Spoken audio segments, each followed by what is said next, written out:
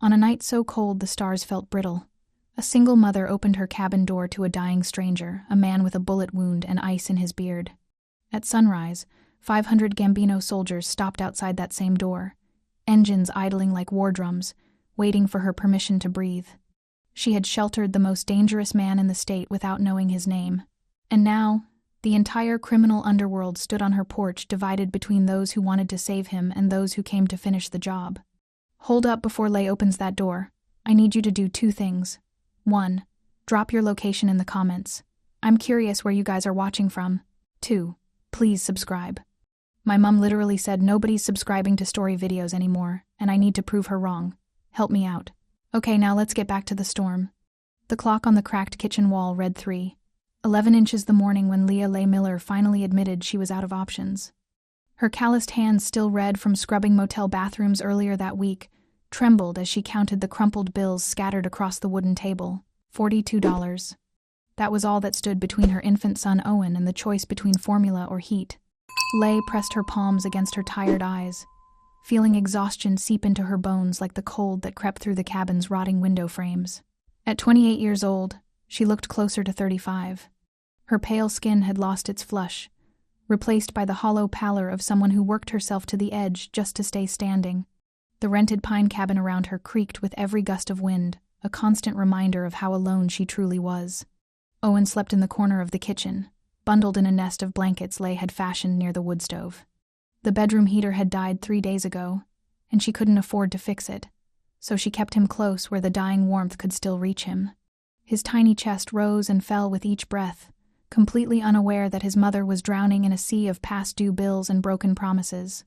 The cabin sat isolated at the end of a ridge road in upstate New York, separated from the nearest neighbor by a 1/4 mile of pine trees and a curve that hid them from view. It was as if the world had deliberately pushed her to the margins, just like everything else in her life. The few people who lived down the road rarely acknowledged her existence. When they did, it was usually with curious glances or questions about why a woman her age was living alone in a hunting cabin with a baby. "Why did you have to disappear, David?" she whispered to the empty room, her voice barely audible above the hum of wind rattling the windows. Her ex-boyfriend had vanished 8 months ago, not dramatically, just gradually. First it was late nights, then it was missed weekends.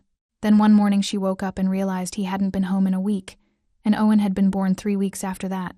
No child support, no explanation. Just silence and a phone number that eventually stopped ringing. The custody paperwork sat in a folder on top of the refrigerator, unsigned and useless.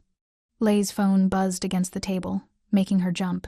A text message from the motel manager glowed on the cracked screen. "Leigh, I'm sorry, but we're cutting your hours.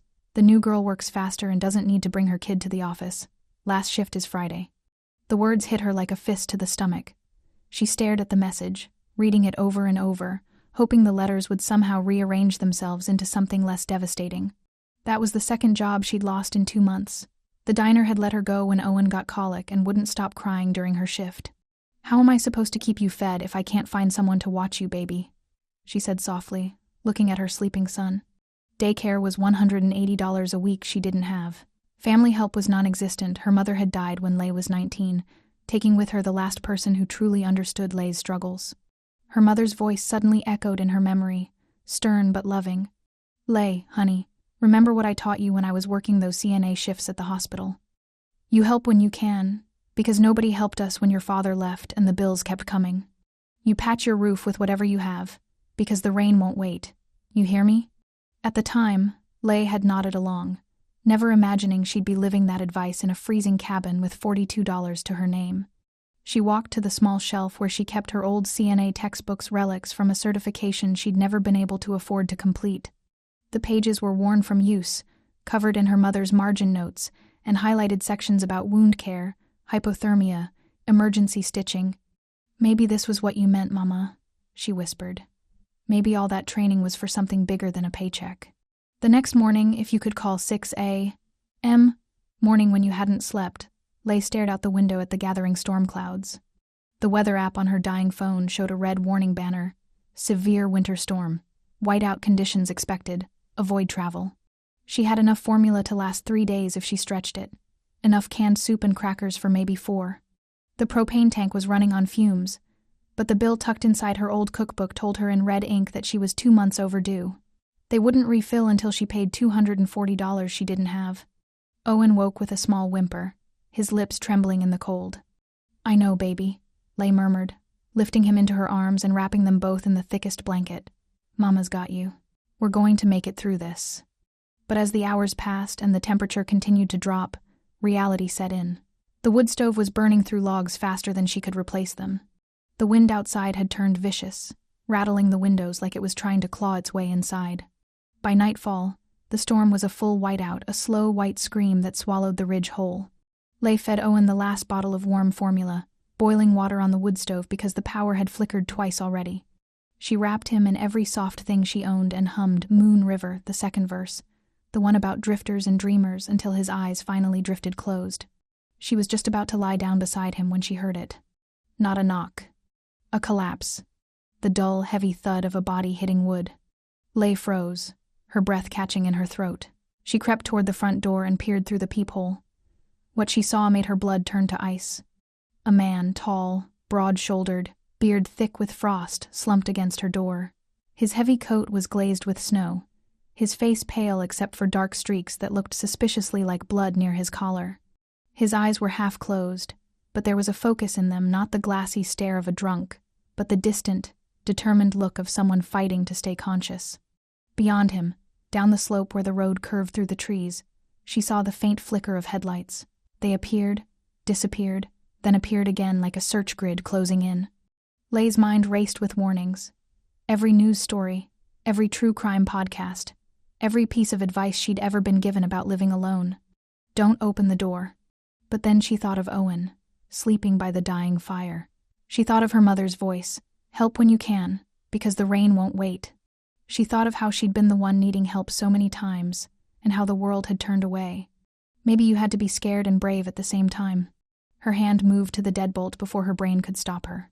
The door opened with a gust of frigid wind that nearly knocked her backward. The man's eyes snapped open, sharp and clear despite the cold.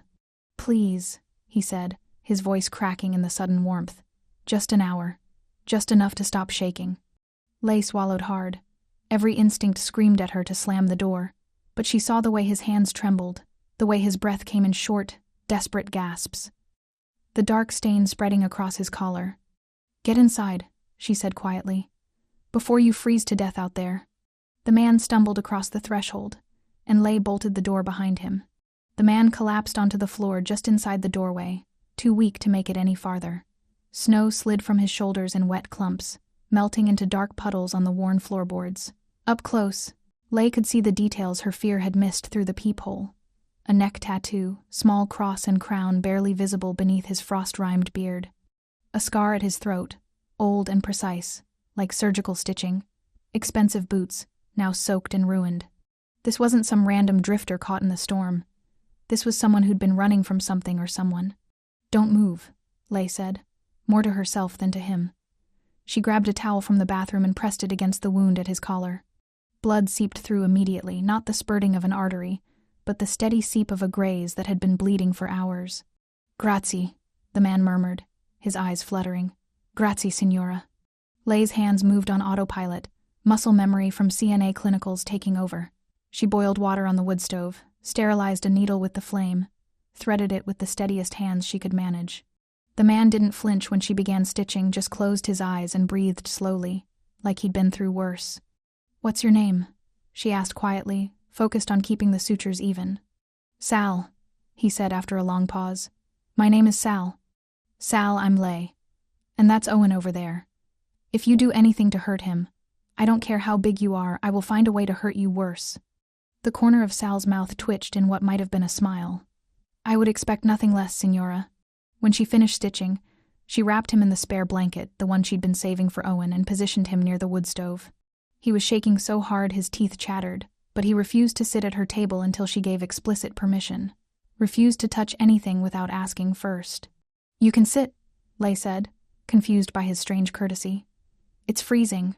Just sit."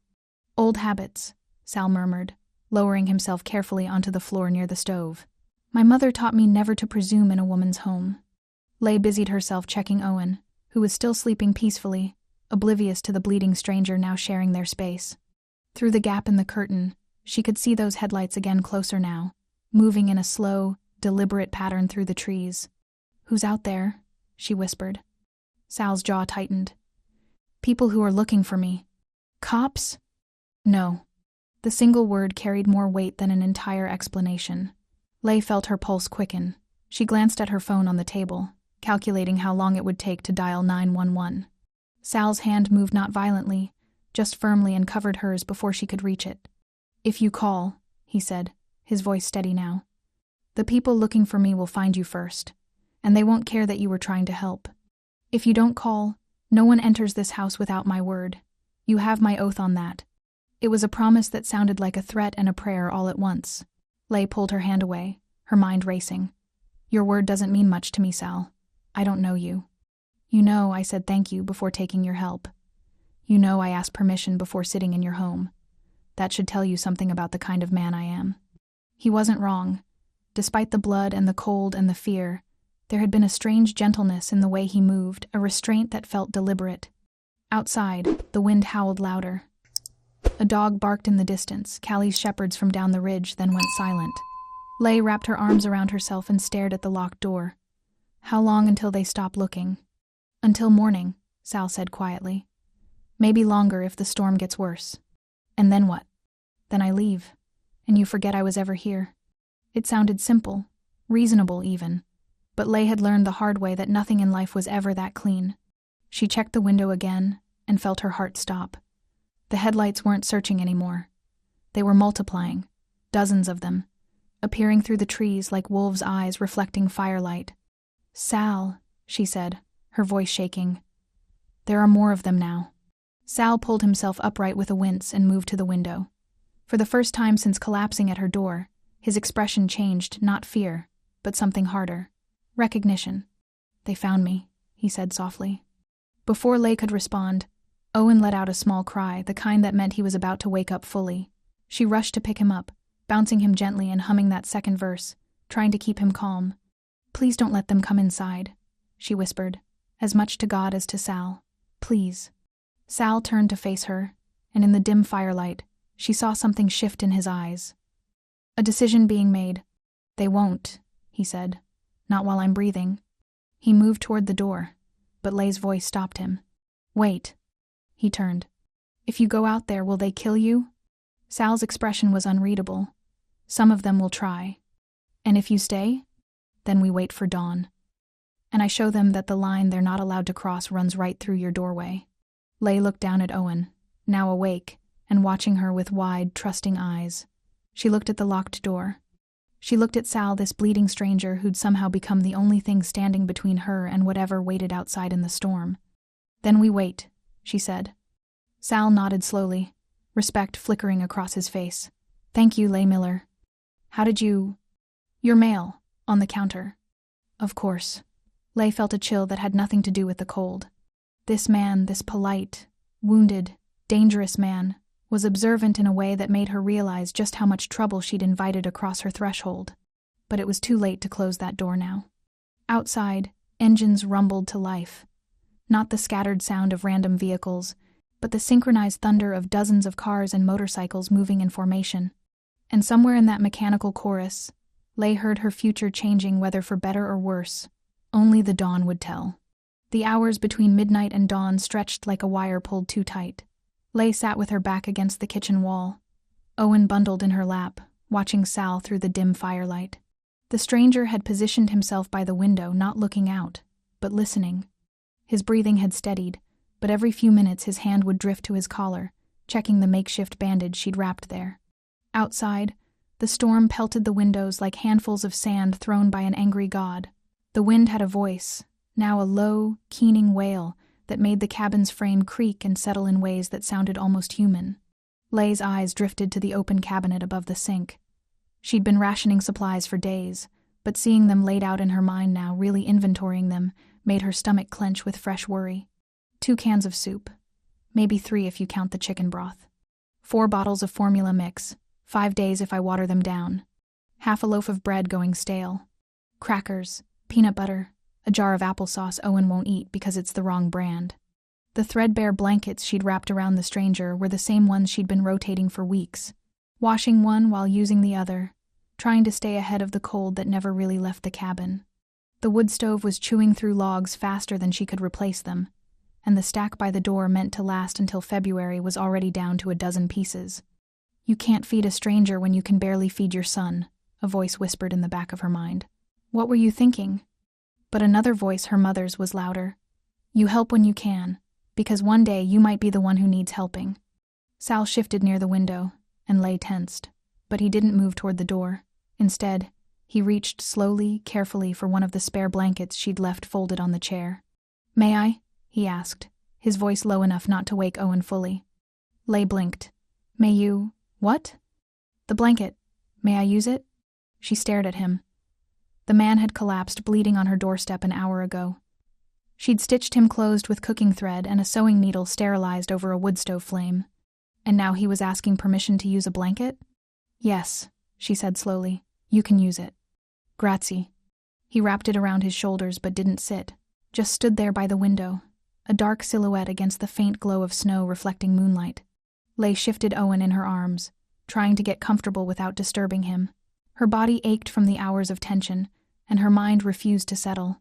She kept replaying the moment she'd opened the door, the moment everything changed. "Why did you come here?" she asked quietly. Sal didn't turn from the window. "I didn't choose to. The storm chose for me. But you were running." "Yes." "From who?" He was silent for a long time. Then, "From people who forgot that loyalty is a two-way door." Lay didn't understand what that meant, but something in his tone made her not want to press further. Through the slit in the curtain, she caught movement. Headlights not passing by, but circling, slow and methodical. They'd sweep left through the trees, disappear, then reappear farther up the ridge. Then another set would do the same from the opposite direction. It wasn't random. It was a grid. "They're searching," she whispered. "Yes." "For you?" "Yes." "And when they find you?" Sal's jaw tightened. "That depends on who finds me first." The way he said it made Lay's skin crawl. It wasn't the cops out there. Cops would have sirens, flashing lights, bullhorns demanding surrender. This was something quieter, more organized, more dangerous. Her hand drifted toward her phone on the kitchen table. She didn't even realize she was reaching for it until Sal's voice cut through the silence. "Lay." She froze. He turned from the window, and even in the low light, she could see the intensity in his eyes. Not anger, not threat, just absolute certainty. "If you call," he said quietly, "the wrong people will arrive first. They'll ask questions you can't answer. They'll see me here, and they'll assume you're involved. You and Owen will become loose ends. But if I don't call, then no one enters this house without your word." He took a step closer, not threatening, just close enough that she could see he meant what he was saying. "I give you my word, Lay Miller. As long as I'm breathing, no one crosses this threshold unless you permit it." Lay's hand hovered over the phone, her heart hammered against her ribs. Every reasonable instinct told her to call 911, to get police here, to get this man out of her house. But something deeper, some bone-level intuition her mother had called survival sense, told her that Sal was telling the truth, that calling for help might be the most dangerous thing she could do. She pulled her hand back. Sal's shoulders relaxed slightly. "Thank you. I'm not doing this for you," Lay said, her voice sharper than she intended. "I'm doing this because I have a son to protect, and if you're lying to me if anything happens to him—" "Nothing will happen to him," Sal interrupted. His voice was soft but edged with steel. "I swear on my mother's name." "Niente." The word hung in the air like a vow. Sal turned back to the window, and for a moment, Lay saw something flicker across his face. A memory, maybe. Or a ghost. "My mother used to say the same thing you did," he murmured, almost to himself. "About protecting what's yours. She ran our house like a general. Didn't matter if you were blood or not if you stepped inside. You followed her rules. Even the men who worked for my father knew better than to touch her table without asking." Lay watched him. This strange, bleeding man who spoke about his mother like she was a saint, and his father like he was something else entirely. "She taught you manners," Lay said. "She taught me respect. There's a difference." Outside, the headlights swept past again, closer this time. Lei thought suddenly of her CNA instructor, a woman named Rita who'd worked ER trauma for 20 years before burning out and teaching certification courses to people like Lei who couldn't afford medical school. Rita had a saying she repeated during every practical. In a disaster, your hands remember what your brain forgets. So train your hands to be steady, even when you're terrified. Lei looked down at her own hands now. They'd been steady when she stitched Sal's wound. Steady when she boiled water and sterilized the needle. Steady even when every part of her was screaming to run. Maybe that's what courage is, she thought. Not the absence of fear, just hands that stay steady anyway. A dog barked suddenly, sharp and insistent, cutting through the storm's howl. Lei recognized the sound immediately. Callie's shepherds, her nearest neighbor, a quarter-mile down the ridge. Sal's head snapped toward the sound, his entire body going tense. The barking continued for 3, 4, 5 seconds, then stopped abruptly. Silence. Not even the wind made noise. What does that mean? Lei whispered. It means they're widening the search, Sal said, going door to door. Will they come here? Eventually. Lei's pulse spiked. She pulled Owen closer, feeling his warm breath against her neck. What do we do? We wait, and when the sun comes up, we see who's left standing. The hours crawled by. Lei must have dozed off at some point because the next thing she knew, Owen was crying not the full-throated wail of hunger, but the soft, hiccuping whimper that meant he was cold and confused. Lei blinked against the dim light. The fire in the wood stove had burned down to embers, and frost had crept across the inside of the windows in delicate, deadly patterns. But something else had changed. The storm had stopped. And through the window, the faintest hint of dawn was bleeding across the horizon, a pale, ghostly blue that made the snow glow like something unnatural. Lei stood slowly, her legs stiff from sitting in one position too long. She shifted Owen to her hip and moved toward the kitchen, thinking maybe she could warm a bottle, maybe calm him before. Lei. Sal's voice stopped her cold. He was still by the window, but now he was standing rigid, staring out through the gap in the curtain. What? She asked. He didn't answer, just stepped back from the window, his face unreadable. Lei's breath caught. She moved to the light switch near the door, an old, brass toggle that controlled the single porch light, and flipped it on. The bulb flickered to life, casting a weak orange glow across the snow-covered porch. And outside, in the pre-dawn darkness, scores of headlights awoke in answer. One by one, like stars igniting in reverse, they appeared. Not just on the road. In the trees. Along the ridge. Everywhere. Dozens of them. Maybe more. All pointed at her door. All waiting. Lei had seen pictures of armies before in history books, on news websites, in movies that always felt too dramatic to be real. But nothing had prepared her for what waited outside her door. 500 men. Maybe more. They filled the ridge road like a river of shadows and chrome, arranged in ranks so precise they looked like they'd been measured with a ruler. Black SUVs idled in formation along the shoulder, their headlights cutting through the dawn mist in parallel beams. Motorcycles lined up between them, Harleys, Indians, bikes she couldn't name, each one perfectly spaced, engines thrumming in a low, synchronized growl that made the porch boards vibrate beneath her feet. Frost clung to leather jackets and chrome exhaust pipes, catching the weak morning light like scattered diamonds. Breath plumed from faces she couldn't quite see, some wearing helmets, others bareheaded, all of them utterly still. A moving fortress, halted by a single porch bulb. Lei stood frozen in the doorway, Owen clutched against her chest. Her mind refused to process what she was seeing. This wasn't real. This couldn't be real. Things like this didn't happen to broke single mothers in rented cabins at the end of nowhere roads. Lei, Sal said quietly from behind her. Breathe. She realized she'd been holding her breath. She exhaled shakily, feeling the cold air burn her lungs. What is this? She whispered. Sal stepped up beside her, not in front, she noticed. Beside. Like he was presenting her to the assembly rather than shielding her from it. This, he said softly, is the reckoning. Before she could ask what that meant, movement rippled through the formation. 5 men separated from the front rank and began walking toward the cabin.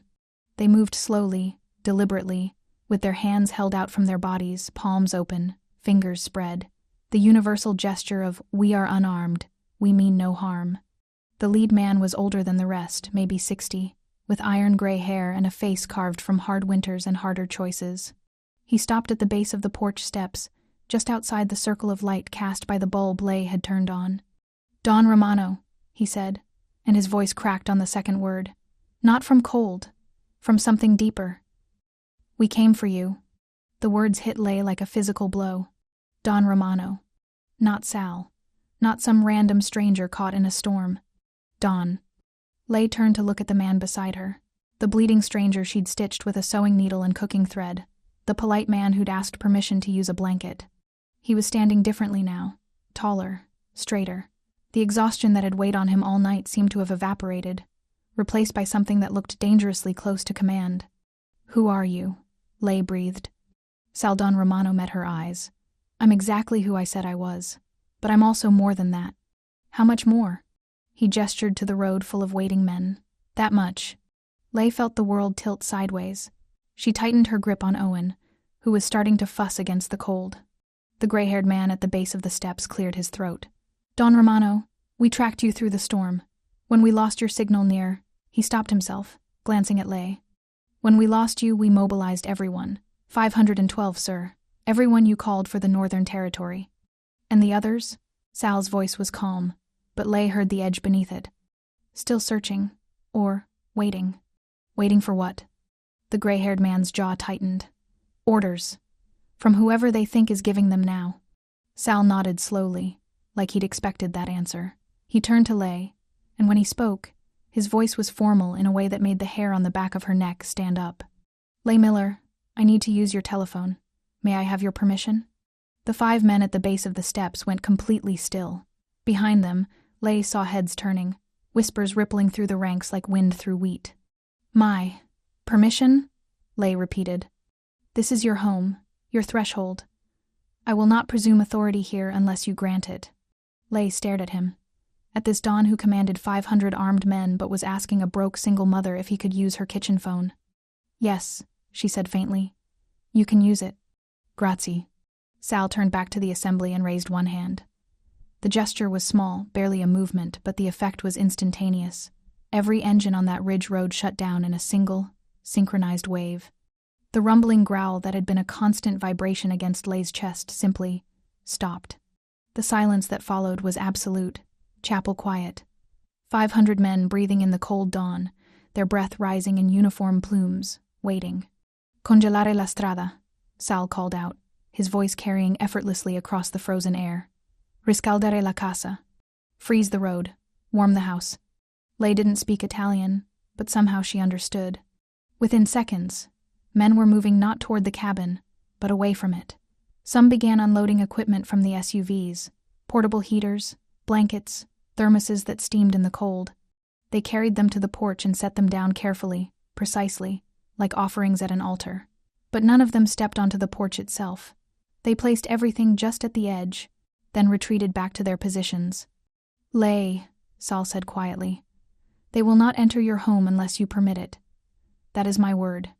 Before Lay could respond, another vehicle appeared at the far end of the ridge road, a sleek black sedan, newer than the others, with chrome accents that caught the dawn light. It moved through the formation with an easy confidence that set Lay's teeth on edge. The car stopped directly in front of the cabin, and a man stepped out. He was younger than the gray-haired soldier, maybe, late 30s, with dark hair slicked back and a cashmere coat that looked like it cost more than Lay's entire cabin. He smiled as he approached, but it was the kind of smile that didn't reach his eyes. Sal, the man called out, his tone too familiar, too casual. Thank God. We were terrified something had happened to you. Vittorio, Sal said, and Lay heard frost in that single word. Vittorio Vix. She remembered from the outline notes she'd mentally catalogued, climbed the porch steps without asking, without waiting. His eyes slid over Lay like she was furniture, then landed on Owen with a smile that made her want to step backward. And who's this? Vix asked, his voice dripping with false warmth. The Good Samaritan who sheltered our Dawn? Her name is Lay Miller, Sal said, his tone hardening. And you will address her with respect, Vittorio, or you will address no one at all. Vix's smile faltered for half a second. Then it returned, brighter and sharper. Of course. Forgive me, Miss Miller. I'm simply grateful you kept our Dawn safe through the storm. I organized this entire rescue operation myself, had every available man searching. Lay didn't know much about power dynamics or criminal hierarchies, but she knew a lie when she heard one. This man's smile was the same smile Mrs. Henderson had given her before calling her "your kind," slick and certain and condescending. She pulled Owen closer and said nothing. Sal moved not aggressively but definitively, placing himself between Lay and Vix. "You organize this." "Every detail," Vix said smoothly. "The moment we realized you were missing, I mobilized the Northern Territory. 500 men, Sal. That's loyalty." "Loyalty." Sal repeated the word like he was tasting something bitter. He turned back to the assembly, his eyes scanning the faces of the men standing in formation. Lay followed his gaze and saw what he saw. Some of the soldiers watching Vix with careful neutrality, others avoiding eye contact entirely. But 3, she counted them specifically, stood with their eyes locked on Sal. Not on Vix, not on the cabin, just on their Dawn. Their stillness was different from the others. It read as allegiance, as waiting for the real orders to come. Lay didn't know why she did it. Maybe it was exhaustion. Maybe it was the same survival instinct that had made her open the door to a bleeding stranger. But she leaned close to Sal and whispered, "Those 3, the ones by the second bike on the left, they're yours." Sal's head turned sharply. His eyes found the 3 men Lay had indicated.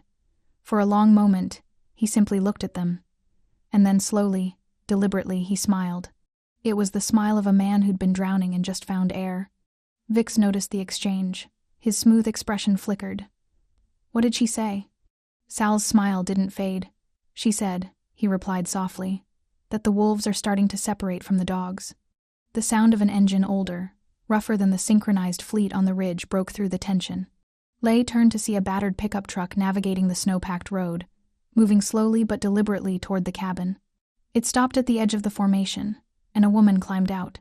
She was maybe 60, with steel-gray hair pulled back in a practical ponytail and a canvas work jacket dusted with snow.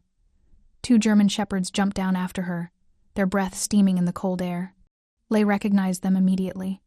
"Callie," she breathed. Callie Greer walked through the formation of soldiers like she was crossing a church parking lot, unhurried, unimpressed, carrying a large steel thermos in one gloved hand. The men parted for her automatically, and Lay saw something flicker across several faces. Not threat, respect. Callie climbed the porch steps, pausing just long enough to give Vix a look that made him step aside, and stopped in front of Sal. For a long moment, she just stared at him. Then her weathered face split into something between a smile and a grimace. "Salvatore Romano," she said, her voice carrying the flat vowels of old Brooklyn. "Your mother used to bring fig cookies to my dispatch desk when the power went out in Bensonhurst. She said your name means savior for a reason. Told me you'd grow up to be either a saint or a sinner, and she was praying hard for saint." Sal's expression softened in a way Lay hadn't seen before. "Mrs. Greer, you remember." "I remember everything, kid. Including the time you carried Mrs. Delmonico's groceries up 4 flights when her hip gave out. And the time you bloodied Tommy Cirillo's nose for calling my daughter names." She turned to Lay, her sharp eyes assessing. "This is the man you pulled in from the storm?" Lay nodded, suddenly feeling like she was being evaluated by a particularly stern teacher. Callie handed her the thermos. "Hot coffee. Real stuff. Not that instant garbage. You look like you need it." Then she leaned in close and whispered, "He pays his debts like a priest pays tithes. Whatever he promises, he'll deliver. I've known his family 30 years. They're dangerous, but they're not liars." Lay took the thermos with shaking hands. "Thank you." Callie nodded, gave Sal one more long look, then walked back down the steps with her shepherds trailing behind her. She didn't leave, just positioned herself near her truck, arms crossed, like she was settling in to watch a play. The weight of 500 watching eyes pressed against Lay's shoulders. Owen had started fussing again, and she bounced him gently, trying to think past the exhaustion and fear clouding her mind. "If people are coming inside," she said suddenly, her voice stronger than she felt, "they leave their weapons on the steps. All of them." Vix laughed a short, sharp sound. "Miss Miller, these men are professionals. They don't just—" "Those are my terms," Lay interrupted, surprising herself. "This is my house. My son is inside. Anyone who enters leaves their weapons where I can see them." Sal turned to face her fully, and for a moment, she thought she'd overstepped, that she'd pushed too far and was about to see exactly how dangerous this Dawn could be. Instead, he nodded. "A fair requirement." He raised his voice to carry across the formation. "Anyone who crosses this threshold will disarm first. Weapons remain on the porch steps. Visible. Rispetto sopra ogni cosa." Respect above all else. The gray-haired soldier from earlier began unbuckling his shoulder holster immediately. Others followed suit. But Vix remained still, his smile frozen in place. Sal, that's non-negotiable, Sal finished. His tone was pleasant, but Lay heard the iron underneath. The lady's house, the lady's rules. Vix's jaw tightened. Of course. Whatever makes Miss Miller comfortable. He didn't sound comfortable at all. The gray-haired soldier stepped forward again, his weapon now resting on the bottom porch step. Don Romano, I need to speak plainly. Speak, Marco. Marco glanced at Vix, then back to Sal. The orders we received last night were conflicting. Half the contingent was told this was a rescue operation. The other half. He stopped, choosing his words carefully. The other half was told to retrieve a body and secure succession. The silence that followed felt like the moment before lightning strikes. Succession, Sal repeated softly. Who gave that order? It came through the usual channels, sir. Encrypted, authenticated, but... Marco's eyes slid to Vix again. The authentication code was from the Northern Territory Command. Every head turned toward Vix. The younger man's smile never wavered, but Lay saw something shift in his eyes. A calculation being made. Marco, you're confused. The storm must have caused communication errors. I sent rescue orders only. Then why? Said a voice from the back of the formation, one of the 3 soldiers Lay had pointed out earlier. Did my unit receive extraction orders for a body? With retrieval protocols for hostile territory? Murmurs rippled through the ranks, not loud, not chaotic, but present, like the first cracks spreading across ice. Sal's eyes had gone flat and hard. Vittorio, is there something you'd like to tell me? I think there's been a misunderstanding. There has been no misunderstanding. Sal's voice cut through the cold air like a blade. You sent half my people to save me and half to confirm I was dead. Which means you wanted to control the outcome no matter what happened. Vix took a step backward. Sal, you're exhausted. You're not thinking clearly. Let's get you somewhere warm, somewhere safe, and we can sort this out. This porch is warm enough, Sal said. And safe enough. Because the woman who owns it has made it so. He turned to face the assembly, his back deliberately toward Vix. Until further notice, the lady's word governs this threshold. If Lay Miller says you can approach, you approach.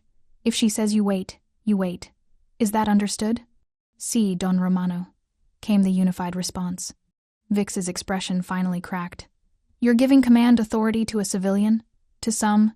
He didn't finish the sentence because 5 handguns appeared with the soft, synchronized whisper of metal-clearing leather. The 3 soldiers Lay had identified, plus Marco and 1 other, all pointed at Vix. Not aggressively, just present. Vix froze mid-step, his boot half on the first porch plank. The lady's word governs the porch, Marco repeated quietly. Did you ask permission to step up, Underboss Carbone? Carbone. The name rang in Lay's ears like a bell. No, Vix said tightly. I did not. Then step back. Vix retreated, slowly. The guns didn't lower until his boot touched snow again. Lay's heart was hammering so hard she thought it might break through her ribs. Owen was fully crying now, and she needed to get him inside, needed to warm a bottle, needed to think. She turned toward the door, juggling Owen and the thermos Callie had given her. The cookbook she'd left on the kitchen counter was visible through the open doorway, and she thought maybe she could find something simple to make, something to feed the stranger who'd turned out to be a mob boss, something to make this all feel less like a nightmare. Her elbow caught the edge of the cookbook as she passed, knocking it to the floor. Yellowed papers scattered across the worn wood, bills, receipts, and one document that had been folded and refolded so many times the creases had nearly torn through. Lay bent to pick it up, and Sal's hand was there at the same moment. Their fingers brushed against the paper. He saw it first. The letterhead, the watermark, the name printed in neat, corporate script at the top of the page. Carbone Holdings, LLC. Below that, in smaller print, payment notice, final warning, before garnishment. And below that, Lay's name, Owen's birth date used as an account reference, interest calculated at a rate that made her stomach turn every time she looked at it. Sal went very still. He lifted the paper slowly, holding it up to the porch light. The watermark became visible, a stylized C woven through with what looked like family crest details. His eyes moved from the paper to Vix, then back to the paper. Carbone Holdings, Sal said quietly. The name curled like smoke between them. That's your family company, isn't it, Vittorio? Vix's face had gone pale. It's one of several investments. I don't personally manage. This woman sheltered me through a blizzard, Sal continued, his voice dangerously soft. Fed me, stitched my wounds, asked for nothing in return. And you've been taxing her? It's legitimate business. A payday loan, properly documented. With her infant son's birth date as collateral reference? Sal's voice dropped to barely above a whisper. You weaponized a child's existence to collect debt? The road had gone absolutely silent. Even the wind seemed to be holding its breath. Leigh clutched Owen tighter, her eyes moving from Sal to the paper to Vix. She'd been paying on that loan for 8 months. Small amounts deducted from her already thin paychecks. She'd thought it was automatic, legal, just another way the world ground down people like her. She hadn't known it had a name. She hadn't known that name was standing on her porch. Sal folded the paper carefully and handed it back to Leigh. When he turned to face Vix again, his expression was calm, terrifyingly calm. We're going to talk about this, Vittorio, he said, at length. But first, he looked at Leigh. May I use your kitchen phone now? I believe it's time to call in the rest of the family. The loyal half. Leigh nodded, not trusting her voice.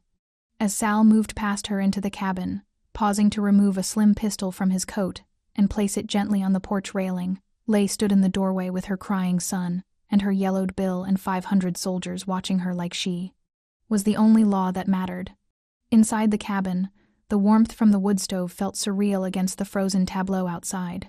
Leigh moved mechanically, warming a bottle for Owen, her hands going through motions her brain couldn't quite process. The yellowed notice from Carbone Holdings sat on the kitchen table where Sal had placed it, the letterhead seeming to glow under the dim overhead light. Sal stood by the kitchen phone, his finger hovering over the rotary dial. He'd removed his heavy coat, and Leigh could see the full extent of the blood that had soaked through his collar. The stitches she'd made held, but barely. Leigh, he said quietly. The loan. When did it start? She didn't want to talk about it. Didn't want to dig up the humiliation of how desperate she'd been. But something in his voice, not pity, just cold certainty, made her answer. 9 months ago, right after Owen was born. David, my ex, he said we needed money for medical bills. Said he found a place that would approve us fast. No credit check. She laughed bitterly. I was in the hospital. I signed the papers without reading them. And David? Gone 3 weeks later. The payments started coming out of my checks automatically. I called the number on the statements, but it was always a recording. They said the debt was sold, resold. By the time I tried to track it down, it had moved through 4 different companies. Sal's jaw tightened. How much did you borrow? $800. How much have you paid back? Leigh's throat closed. $2,200. With the garnishments and fees. And they say I still owe another $1,500. The silence that followed was heavier than the storm had been. Sal picked up the phone and dialed. 3 rings. Then a voice Leigh couldn't make out answered. Marco, Sal said. Bring me the Northern Territory ledger, the real one. Every account, every holding, every shell company that moves money through Carbone's portfolio. He paused. I don't care about the storm. Bring it now. He hung up and turned back to Leigh. His eyes had changed, not angry in a hot, explosive way, but cold, controlled, like he was calculating something far beyond her understanding. He taxed a mother through us, Sal said softly, as if repeating a blasphemy. Used the family name to bleed a woman whose only crime was needing to feed her child. I don't understand, Leigh said. What does that mean? It means Vittorio violated the oldest rule we have, the one my grandfather wrote before I was born, the one my mother enforced when men twice her size tried to test her. He moved to the window, looking out at the formation of soldiers still waiting in the cold. You don't touch the vulnerable. You don't profit from desperation. And you never, his voice dropped to barely a whisper, you never make a mother choose between her child's needs and her own survival. Outside, Leigh could see movement. Vix was pacing near his sedan, talking rapidly to a cluster of men who kept glancing toward the cabin. Marco stood apart from them, his phone pressed to his ear. He's stalling, Sal said, trying to figure out how to sanitize the ledger before it arrives. Will he succeed? No, because Marco is loyal to the family, not to Vittorio, and because I just told him to bring the real ledger, the one we keep for internal accounting, the one that doesn't lie. Leigh sank into the kitchen chair, Owen now quiet in her arms, drinking his bottle with sleepy contentment. What happens when you see it? Justice, of a kind. I don't want blood on my porch, Lay said suddenly. The words surprised her, but once they were out, she realized she meant them. Whatever you're planning, I don't want Owen to see violence here. This is his home, the only one he has. Sal turned to look at her, and something in his expression softened. No blood. You have my word. Then what do I have? Because if this is real, if you're really going to do something about that debt, I need to know what the cost is. Nothing's free, especially not from people like you. The bluntness of it hung between them. Sal studied her for a long moment, then crossed to the stove and warmed his hands over the dying embers. What do you want, Lay Miller? Name your price. Lay looked down at Owen, now drowsy and milk-drunk against her shoulder. She thought about the months of fear, the calls from numbers she didn't recognize, the automatic deductions that made her paychecks feel like cruel jokes, the knowledge that no matter how hard she worked, she was sinking. Erase my name, she said, from any system that knows yours. Every company, every file, every piece of paper that connects me to your world. Make it like I never existed in your ledgers. Done. And no one comes back to this door. Not you, not your men, not anyone who works for you or knows you or owes you. Owen and I, we disappear from your story. Completely. Sal was quiet for a moment. Owen hiccuped softly, a tiny sound that broke the tension like a stone dropped in still water. Despite everything, Sal smiled. Your son has good timing. He's the only good thing I've ever done right, Lay said. Sal moved to sit in the chair across from her slowly, carefully, still respecting the boundary of her space. My mother used to say something similar. She said most men build empires to feed their pride, but a mother builds a life to feed her child. She said our power, all of it, should wait at the threshold until a woman says enter, because real strength isn't taking what you want. It's protecting what matters. She sounds like she was smarter than the men around her. She was. And she paid for it. His voice carried old grief. But she was right. About everything. Owen hiccuped again, and this time Lay laughed exhausted, slightly hysterical, but genuine. He does that when he drinks too fast. Like he forgets to breathe. He's beautiful, Sal said simply. You should be proud. Before Lay could respond, there was a knock at the door. Not threatening, just businesslike. Sal stood and moved to answer it, pausing to look back at Lay. May I? She nodded. He opened the door to reveal Marco, along with two people Lay hadn't seen before, a man and a woman in dark suits and snow boots, carrying leather briefcases. Professional, civilian, lawyers, maybe. The attorneys you requested, Marco said. And this. He held up a thick leather-bound ledger. Fresh from the Northern Territory vault. Untouched. Sal took the ledger and flipped it open. His eyes scanned the pages with practiced efficiency, his finger trailing down columns of numbers and names. After a moment, he stopped. His jaw tightened. Here, he said, turning the ledger to show Marco. Carbone Holdings, 17 accounts, all payday loans, all garnishing wages, all targeting. He looked closer. All targeting single mothers or single-income households. Marco's face darkened. Madonna. Sal looked up toward where Vix was still pacing outside. Bring him here. Now. Don Romano. Now. Marco nodded and descended the porch steps. Lay watched through the window as he crossed the formation and said something to Vix. The younger man's face went pale. He shook his head, gestured toward the sedan like he was about to leave. 5 soldiers moved to block the car doors. Vix's expression crumbled. Not into fear, not yet, but into something worse. Visible guilt. The look of a man who knows he's been caught and is calculating whether to run or talk. He chose to walk. Slowly, reluctantly, Vix crossed the snowy yard and climbed the porch steps. When he reached the door, Sal held up the ledger. 17 accounts, Sal said quietly. 17 mothers, some with infants, some with toddlers, all of them paying triple-digit interest on loans under $1,000. All of them being garnished through shell companies that trace back to you. It's legal, Vix said, but his voice had lost its certainty. Predatory maybe, but legal. Legal. Sal repeated the word like it tasted rotten. You hid behind legality to bleed women who couldn't fight back. You used the family's reach to make sure they couldn't escape. And you did it under my name. Lay stood, moving Owen to her hip. Her voice was steady when she spoke. How many others? How many women like me are in that book? Vix didn't answer, couldn't answer. Sal closed the ledger with a soft thump that sounded like a gavel. We're going to fix this, he said. Every single account. But first, he turned to the attorneys. Draw up full releases for every name in this section. 0 balances. No records. And a fund to repay triple what they've already paid. Anonymous distributions. The female attorney nodded and pulled out a laptop. We'll need a few hours. You have one. Sal looked at Vix. And you're going to watch every signature, every payment, every name that gets freed from the trap you built. Outside, the sun was fully up now, turning the snow into blinding white. 500 soldiers still waited, their breath rising like prayers into the cold morning air. And on Lay's porch, a ledger full of mothers' names sat open like a wound finally exposed to light.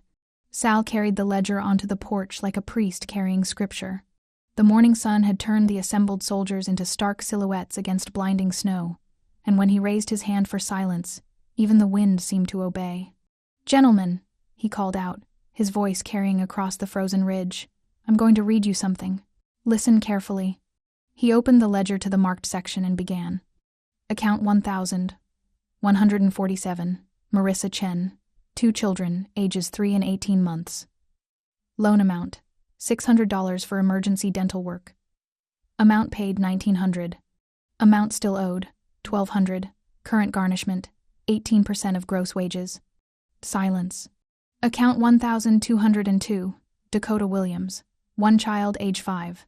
Loan amount, $450 for car repair to maintain work commute. Amount paid, $1,600. Amount still owed, $900. Garnishment, 22%. Lay watched the faces of the men below. Some had gone pale. Others looked confused. But several, including Marco, had expressions that looked dangerously close to rage.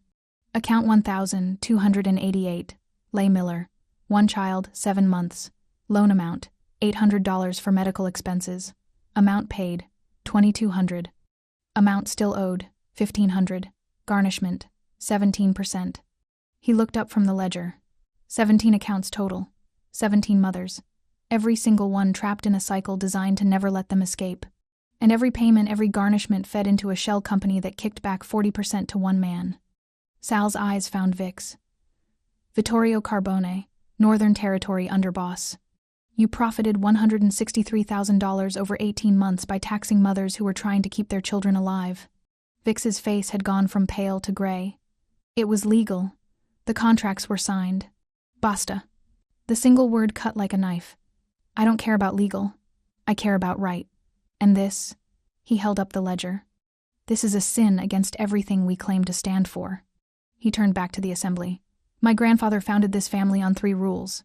Protect the neighborhood, honor the code, never prey on the vulnerable. Vittorio violated all 3. He used our infrastructure to hunt women who had no protection. He hid behind corporate shells and legal language to do what any street thug would be ashamed to do, steal food from children's mouths. Sal's voice rose, not in volume but in intensity. So hear me now. This is the new law. No contingent money comes from children's mouths. No loans, no schemes, no exploitation of mothers or families in crisis. Anyone who violates this answers to me personally. Capiche? Capiche, Don Romano, came the unified response. Vix made his move, then a desperate lunge for his cashmere coat draped over the porch railing, where Lay knew he'd left his phone. Maybe he thought he could call for help. Maybe he thought he could rally supporters. It didn't matter.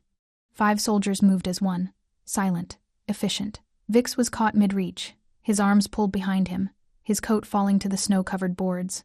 One soldier produced a phone from Vix's inner pocket. Another found a slim pistol in an ankle holster. A third removed a knife from his belt. They laid the items on the porch steps like evidence at a trial. Vix struggled briefly, then went still. Sal, please, we can negotiate this. I can repay. You'll repay every cent, Sal said. But that's not your punishment. Lay saw something shift in Vix's eyes then. Not fear of death, something worse. Fear of humiliation. I could kill you, Sal continued conversationally. 500 witnesses. A storm that covered tracks. Justice served. But death is easy, Vittorio. Death is merciful. He stepped closer. You're going to live. You're going to live as witness to what you did. Every man here will know you as the one who broke the code. Your name will carry shame instead of respect. Your accounts are forfeit. Your territory is dissolved. Your family's holdings will be liquidated to repay the women you exploited. You can't. I can. I am. And you'll live to see it all taken apart. Sal's voice was soft now, which made it somehow more terrifying. That's exile, Vittorio. Not exile from the city, exile from honor. You breathe, you walk, you watch. But you never command again. You're a cautionary tale. Nothing more. Vix's legs seemed to give out. 2 soldiers caught him before he hit the boards. Sal turned away from him, the ultimate dismissal, and walked back to where Leigh stood in the doorway. Owen had woken fully now, his wide eyes taking in the scene with infant incomprehension. Then Sal did something Leigh never expected.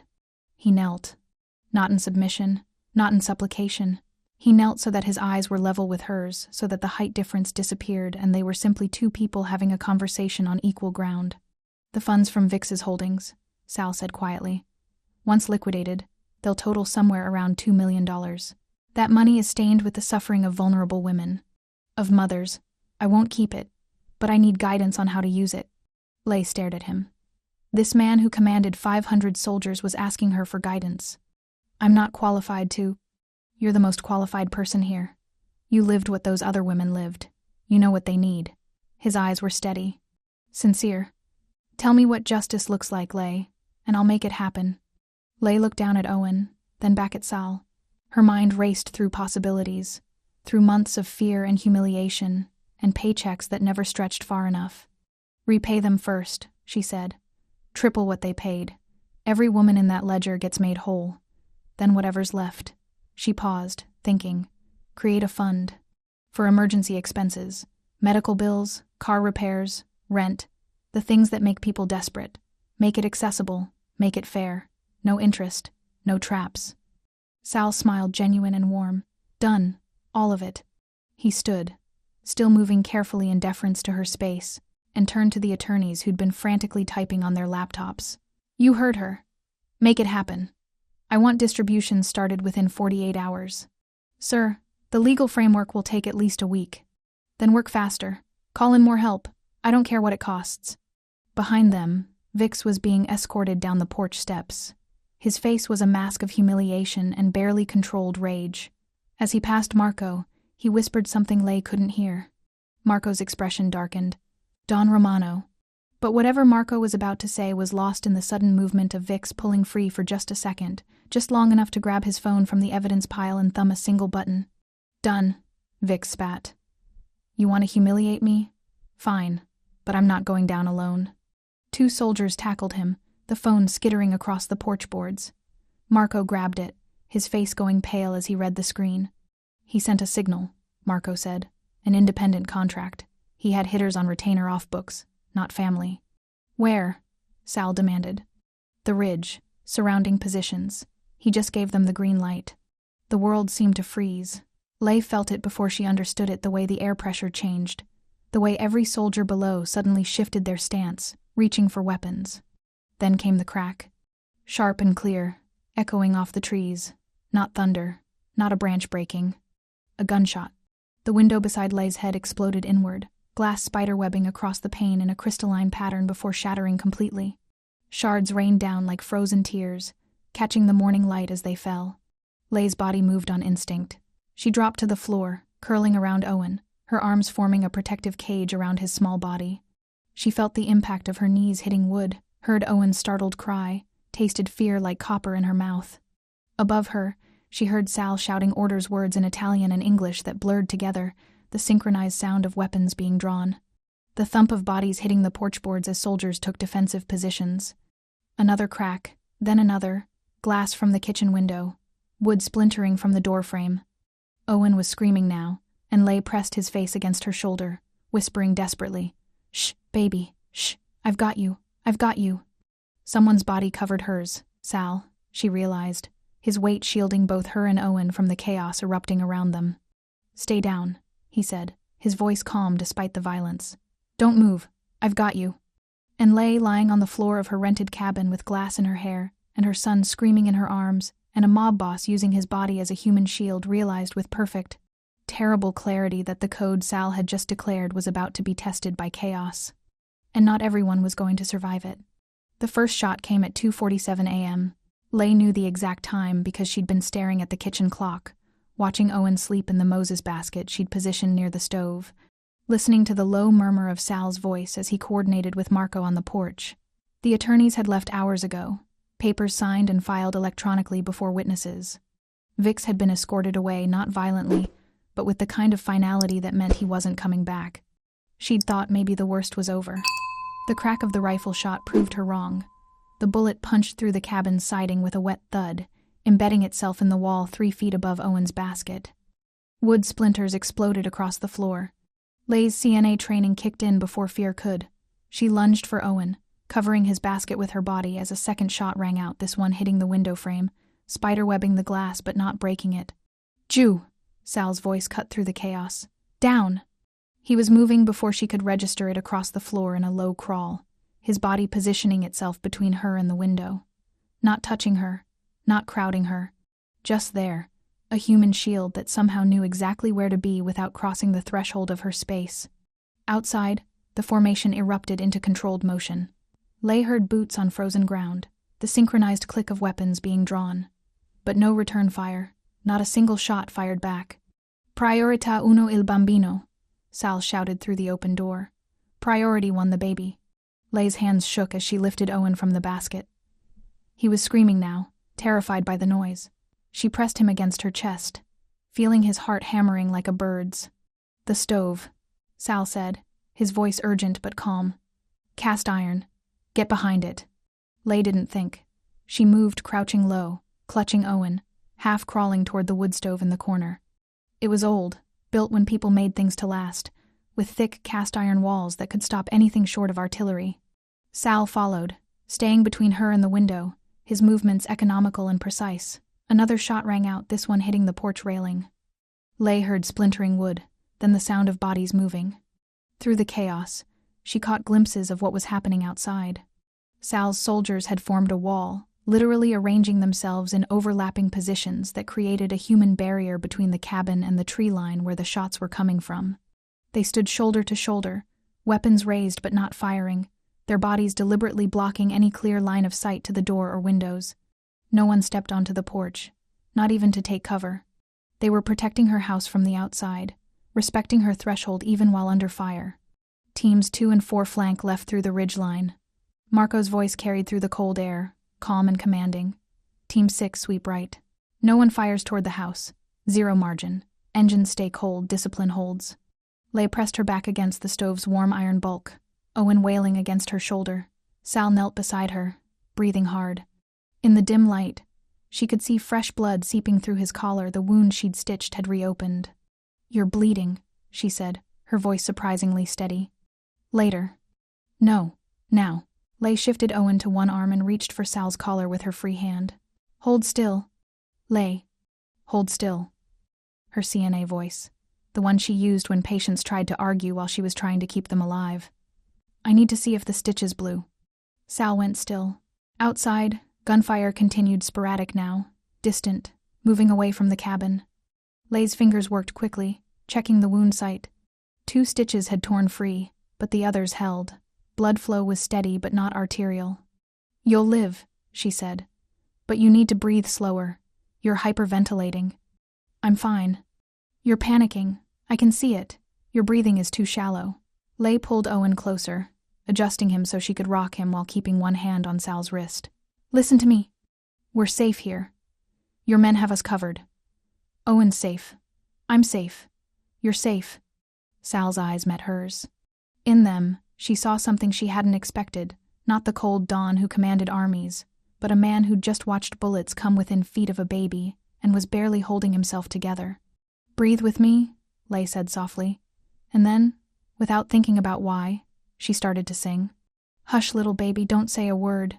It was the lullaby she sang to Owen every night, the one her mother had sung to her, the second verse, the one about mockingbirds and diamond rings and things that break but get replaced. "And if that diamond ring turns brass, Mama's gonna buy you a looking glass." Sal's breathing began to slow. Owen's wailing faded to hiccuping sobs. Outside, the gunfire had stopped entirely, replaced by shouted commands and the sound of people moving through underbrush. And if that looking glass gets broke, Mama's gonna buy you a billy goat. My mother sang that, Sal said quietly. Different words. Italian. But the same melody. What did hers say? Dormi, dormi, bel bambin. His voice was barely a whisper. Sleep, sleep, beautiful child. The angels watch from every side. A dog barked sharp and aggressive. Callie's shepherds. Lay heard her neighbor's voice cutting through the night. Max, Heidi, on him. The sound of someone running, crashing through snow and branches. More barking, vicious and sustained, then a yelp of pain and shouted cursing. Target down, Marco's voice called. 2 more in custody. Freelancers, by the look of it, no family colors. Vix's friends? Sal called back. Paid by someone claiming to be. They're talking. Said they were told you wouldn't have protection here. That it would be easy. Sal's laugh was bitter. Easy. Lay could hear men moving now, coordinating in low voices, zip ties being secured. Someone reading Miranda rights, which surprised her, given the circumstances. The tactical operation was winding down with the same discipline it had started with. No shots fired toward the house. No deaths on her property. They'd kept their promise. The snow, which had started falling again during the attack, began to ease. Fat flakes drifted down lazily now, catching the porch light and transforming into brief stars before melting on frozen ground. Owen had gone quiet in Lay's arms, exhausted from crying. Sal remained kneeling beside her, his hand still pressed to his reopened wound, his breathing finally steady. The quiet that settled over the ridge was heavier than before, weighted with what had almost happened, what had been prevented. Marco appeared in the doorway, weapon lowered. Don Romano. Perimeters secure. 3 hostiles neutralized. No casualties on our side. No damage to civilian structures beyond the cabin siding. Mrs. Greer's dogs performed admirably. Callie, okay? Giving the prisoners a piece of her mind, in language that would make a dock worker blush. Despite everything, Sal smiled. Then his expression shifted, became something else. Something Lay couldn't quite read. He turned to her, still kneeling, and when he spoke, his voice carried a formality that seemed pulled from some older time. Lay Miller, he said. I need to go now. To finish what started tonight. To make sure no one ever... He stopped, choosing his words carefully. To make sure this ends permanently. Lay nodded slowly. She understood what he wasn't saying. That men who sent bullets toward babies didn't get second chances. That there would be justice, but not the kind that involved courts or judges. But before I go... Sal's voice dropped to barely above a whisper. I need to ask something I have no right to ask. What? He looked at Owen, sleeping now against her shoulder. Then back to Lay. Bless me, before I go finish this. Lay stared at him. I'm not a priest. No. You're better. You're a mother who opened her door to a stranger, who sang him a lullaby while bullets were flying, who made this cabin sacred ground without meaning to. His eyes were dark and ancient in the firelight. My own mother used to bless me before I did things I couldn't take back. She'd put her hand on my head and say, Dio ti protegga e ti perdoni. God protect you and forgive you. She's been gone 10 years, and I've done things since then with no blessing at all. Lay's throat tightened, Owen's warm weight against her shoulder. This broken man kneeling in her kitchen, the impossible intimacy of the moment. I don't know the words, she said. Your words, not hers. Not anyone's. Lay reached out slowly and placed her hand on top of Sal's head. His hair was still damp from snow. She felt him tense, then relax. Go do what you need to do, she said quietly. Keep your soul as clean as you can, and come back different than you left. Sal's eyes closed. That's all I needed. He stood, retrieved his weapon from the porch railing, and walked out into the snow-bright night without looking back. Lay watched him go, Owen asleep in her arms, the echo of gunfire still ringing in her ears. The quiet that remained was the heaviest of all. The dawn came slow and pink, bleeding across the snow-covered ridge like watercolor on wet paper.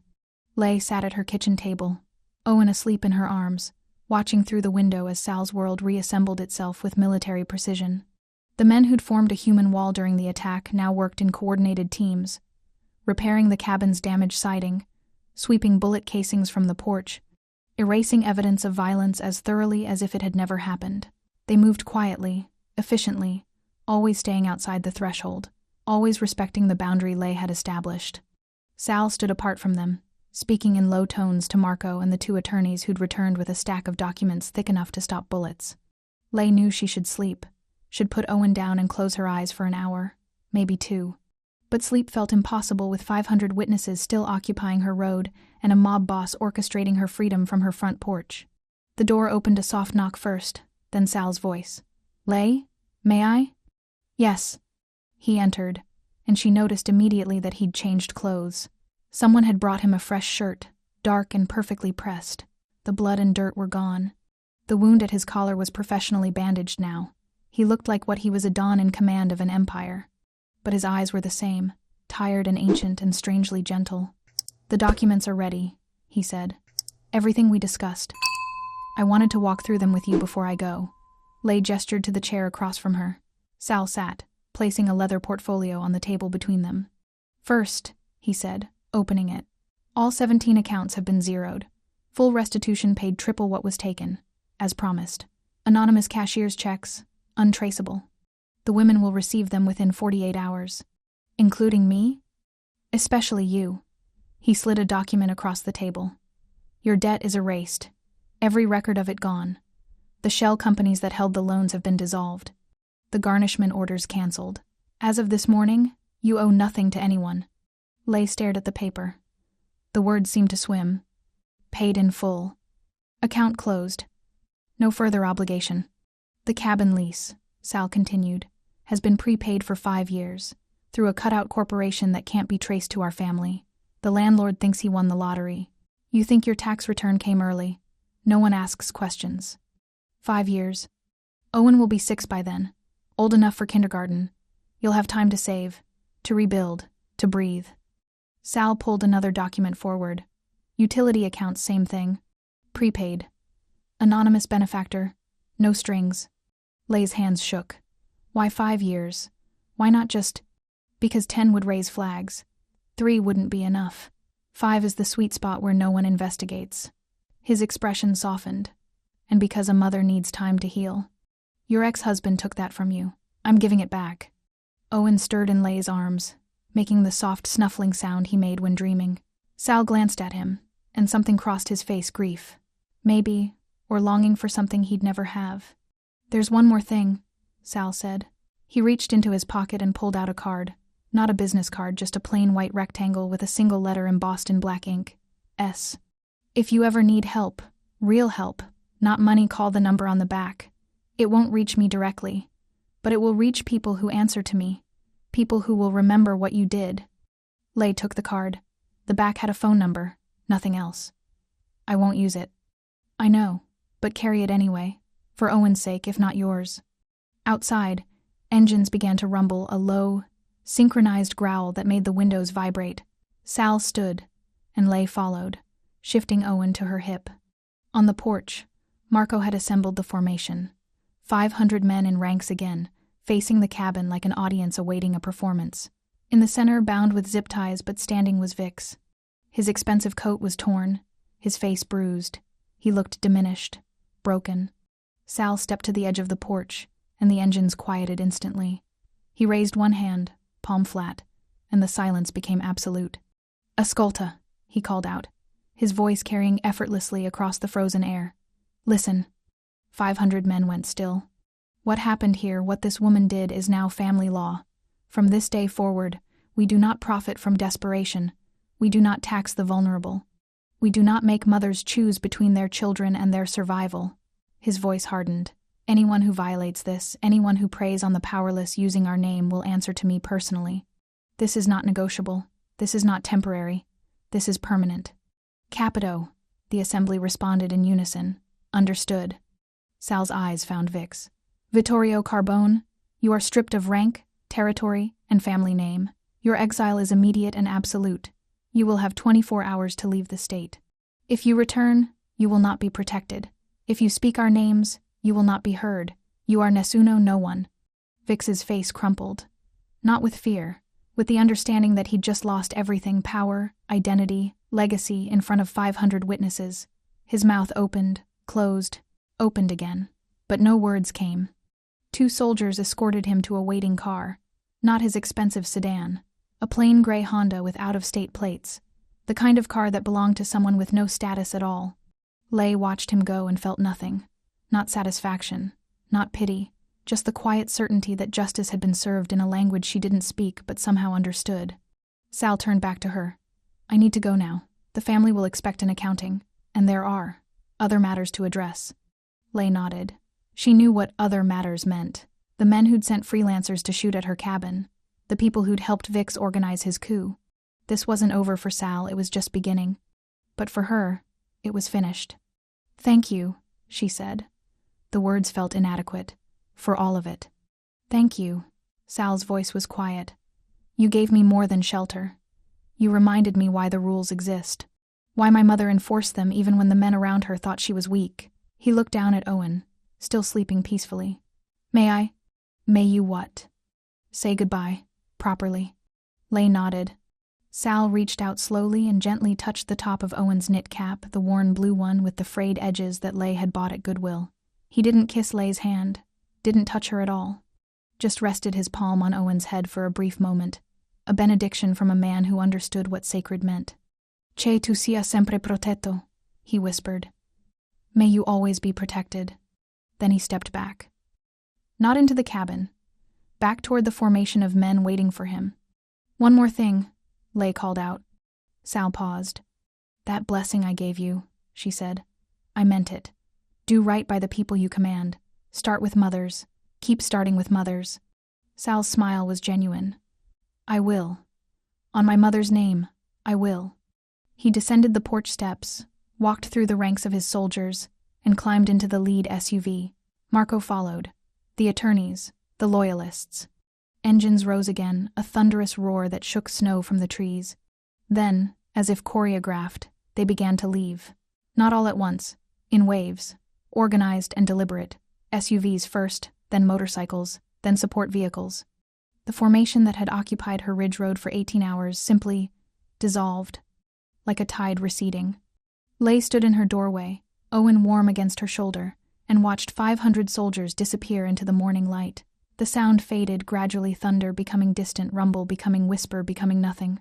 Within 20 minutes, the road was empty.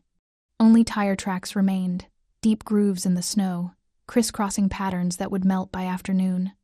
Evidence that something impossible had happened, that an army had camped on her doorstep and left without taking anything but a memory. Callie's truck appeared at the far end of the road, moving slowly up the ridge. She parked where Sal's SUV had been, and climbed out with a thermos and a knowing look. They gone?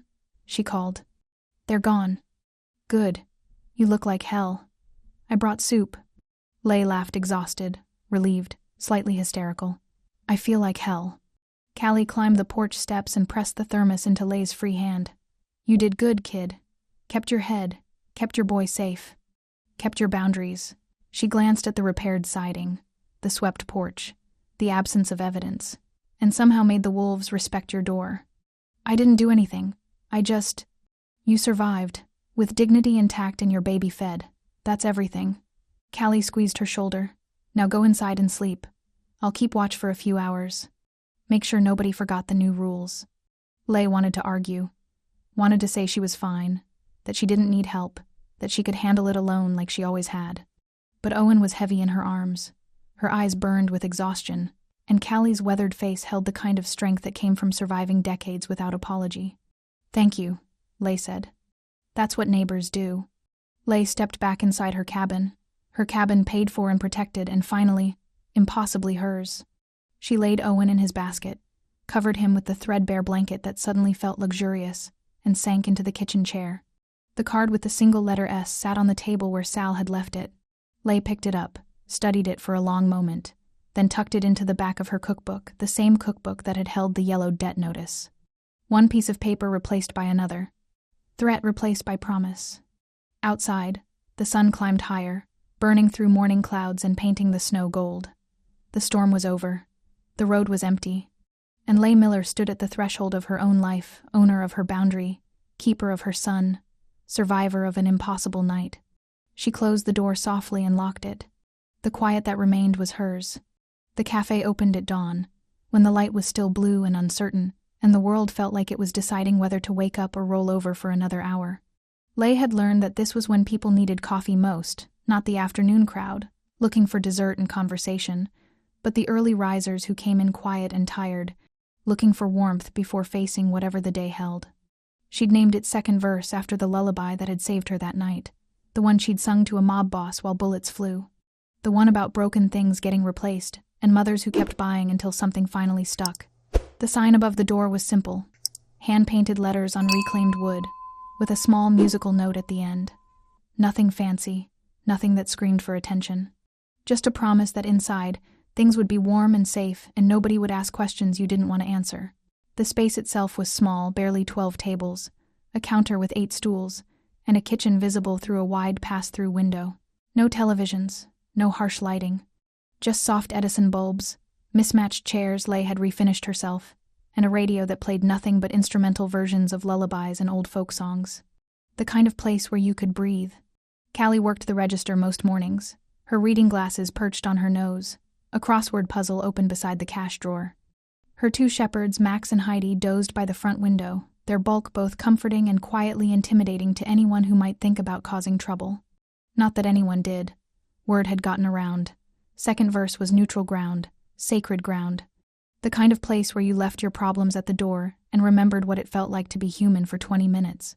Lay stood behind the counter now, Owen strapped to her chest in a carrier while she worked. He was bigger, 6 months bigger, with fat cheeks and curious eyes that tracked everything. He'd learned to laugh, really laugh, the kind that sounded like bells, and he slept through the night now, most nights, which felt like a miracle Lay didn't take for granted. The door chimed, and a woman Lay recognized entered with a toddler on her hip. Sarah or maybe Sandra Lay couldn't quite remember, but she knew the woman's face. Had seen it in the leather-bound ledger that night. Account number 7. Single mother, garnished wages, predatory interest. Freed. Morning, Lay said warmly. The usual? The woman smiled, shy but genuine. Please, and a muffin for Lily if you have any left. Blueberry fresh this morning. While Lay prepared the order, she noticed the woman looked different than she had 6 months ago. Less haunted, less like she was braced for the next hit. She was wearing a coat that fit properly, and the toddler's shoes were new. Small things, but they mattered. Can I ask you something? The woman said as Lay handed over the coffee and muffin. Of course. That envelope that showed up at my door, the one with the check and the letter saying my debt was paid, was that you? Lay shook her head. Not me. But you know who? I know there are people trying to do better. That's all I know. The woman studied her for a long moment, then nodded. Well, tell them thank you. From me and Lily. That money, it changed everything. I will. The woman left, and Lay watched her go through the window. Watched her buckle Lily into a car seat with care and patience instead of the frantic rushing of someone with too much on their plate and not enough hands to carry it. It wasn't the first time. In the 6 months since second verse opened, Lay had seen a dozen faces from that ledger come through her doors. None of them said much. Most didn't connect her to what had happened, but they came back, week after week, like they sensed something safe here. And maybe they did. The envelopes kept appearing too. Not for Lay, her debts were gone, her lease paid, her life stable in ways she'd never imagined, but for others. Tucked into mailboxes, slipped under doors, left on car windshields, always with the same thing inside. A cashier's check, a receipt stamped paid in full, and a single sentence on plain paper.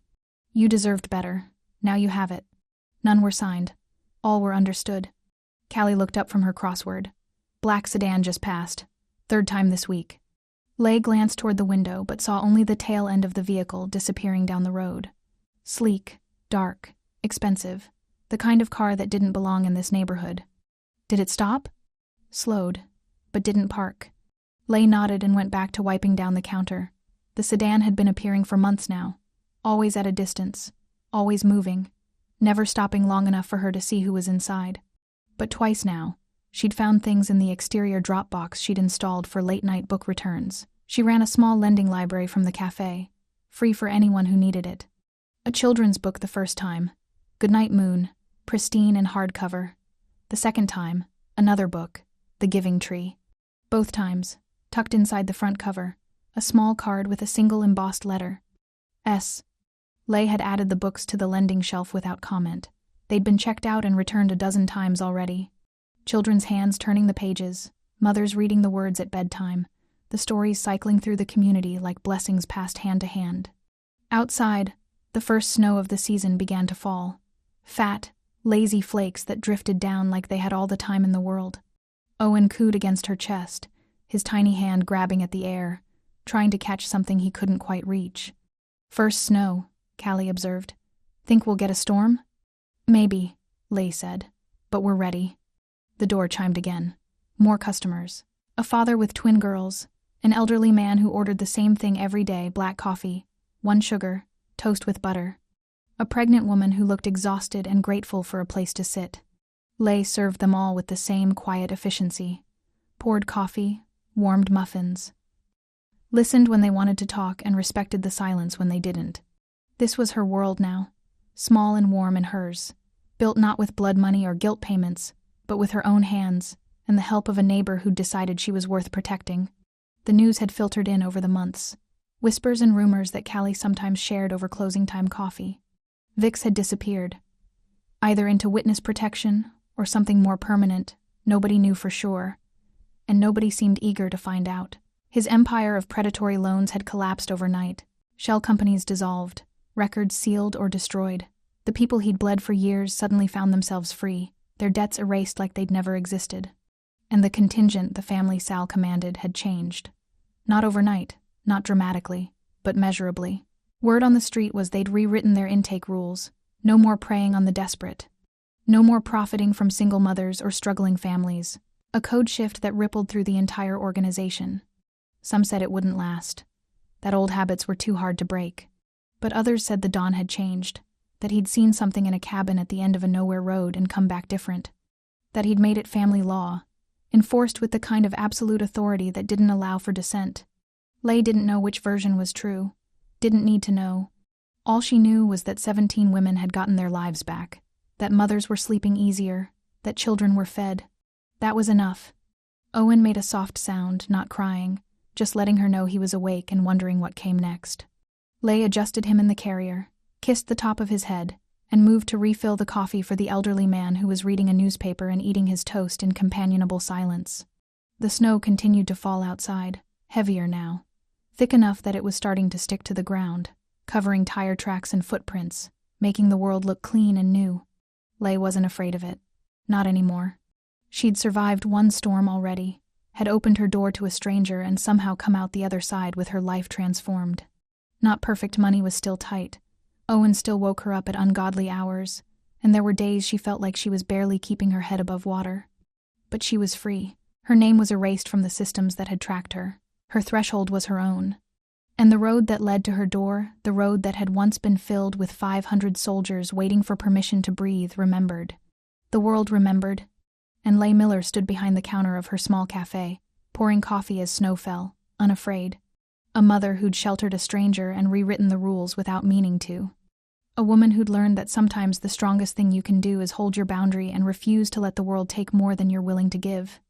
The door chimed again. More customers seeking warmth. More people looking for a second verse in a song that had seemed finished.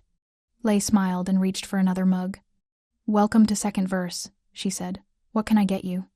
And outside, barely visible through the falling snow, a black sedan passed one more time, slow and deliberate before disappearing into the storm. 6 months later, and Leigh Miller isn't just surviving, she's thriving. Second verse isn't just a cafe, it's proof that one act of courage can ripple outward and change everything.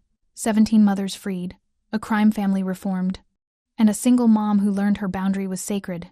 If this story moved you, drop a comment telling me which moment hit hardest. Was it the porch light moment? The blessing? The lullaby during the siege? Let me know. And if you want more stories like this where ordinary people do extraordinary things, hit that subscribe button. Thanks for watching Single Mom Shelters, a freezing mafia boss. Until next time, remember, you're stronger than you know, and your story isn't over. It's just waiting for the second verse.